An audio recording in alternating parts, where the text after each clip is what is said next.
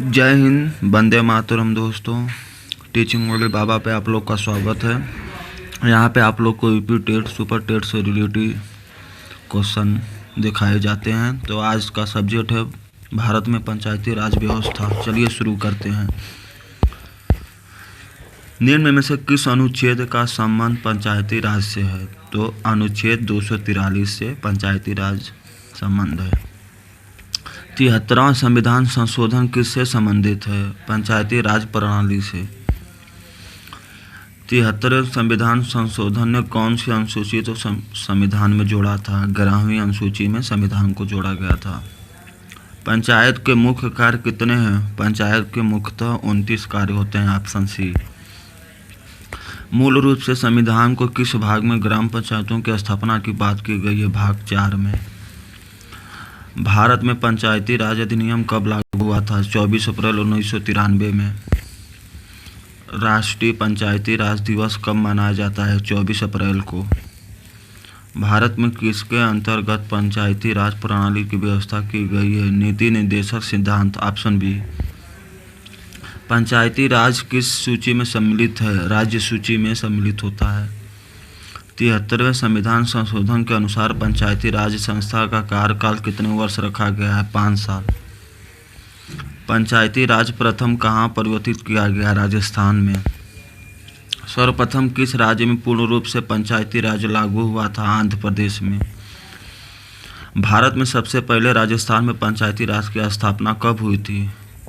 Option D. Panchayat के चुनाव कराने हेतु निर्णय किसके द्वारा लिया जाता है? राज्य सरकार के द्वारा। पंचायती राज संस्थाओं के निर्वाचन हेतु कौन उत्तरदायी है? Option B. राज्य निर्वाचन आयोग। निम्न में से किस समिति की सिफारिशों के आधार पर भारत में पंचायती राज का उदय हुआ था? बी। बलवंत राय मेहता समिति के अनुसार पंचायती राज का उदय हुआ था। ये मोस्ट इम्पॉर्टेंट क्वेश्चन है आप लोग को। भारत के पंचायती राज व्यवस्था का वास्तुकार किसे कहा जाता है? भी आर मेहता को। Option B. सही मायने में भारतीय स्थानीय का जनक किसे कहा जाता है? Lord Ripon. Option A. Bharat में पंचायती राज व्यवस्था लाने के पीछे मुख्य उद्देश्य क्या था? Option C. सत्ता का विकेंद्रीकरण कर जनमानस को राजनीति से जोड़ना।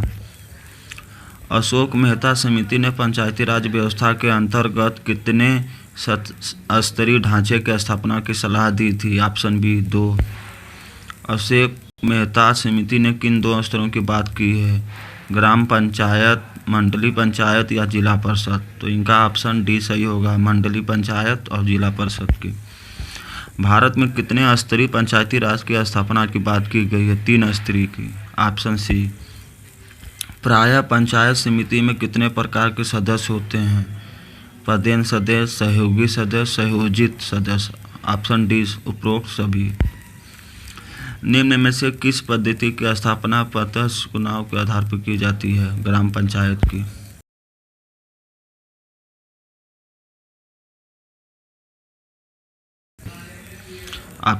यदि पंचायत भंग होती है तो कितनी अवधि के अंदर निर्वाचन होना अनिवार्य है? 6 महीने, 6 माह। पंचायत चुनाव के लिए उम्मीदवार की आयु कितनी वर्ष होनी चाहिए? 21 साल। सरपंच ग्राम सभा द्वारा निर्वाचित व्यक्ति। पंचायती राज संस्थाओं अपनी निधि हेतु किस पर निर्भर करते हैं? सरकार द्वारा दिए जाने वाले अनुदान पर। Option A.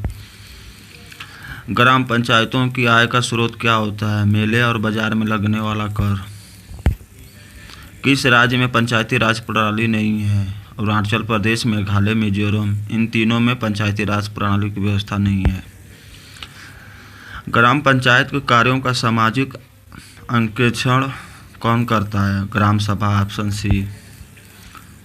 निम्न में से कौन सा कथन सही नहीं है? तो इसका ऑप्शन बी होगा, मध्य प्रदेश में सबसे पहले पंचायती राज की स्थापना नहीं हुई थी, राजस्थान में हुआ था। ये गलत है। Option B. ग्राम सभा के संबंध में कौन सा कथन सही नहीं है? तो इसका ऑप्शन डी। यह वही कार्य कर सकती है जो कि केंद्र सरकार ने बताए हैं। ये गलत है। पंचायती राज के संबंध में कौन सा कथन सही है? ऑप्शन सी, पंचायती राज संस्थाओं का चुनाव राज्य निर्वाचन आयोग करता है। ऑप्शन सी सही है।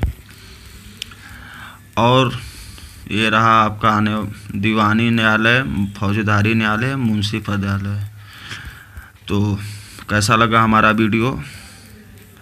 टीचिंग वाले बाबा को आप लोग शेयर करें, सब्सक्राइब करें हमारे चैनल को। आप लोग का बहुत बहुत धन्यवाद।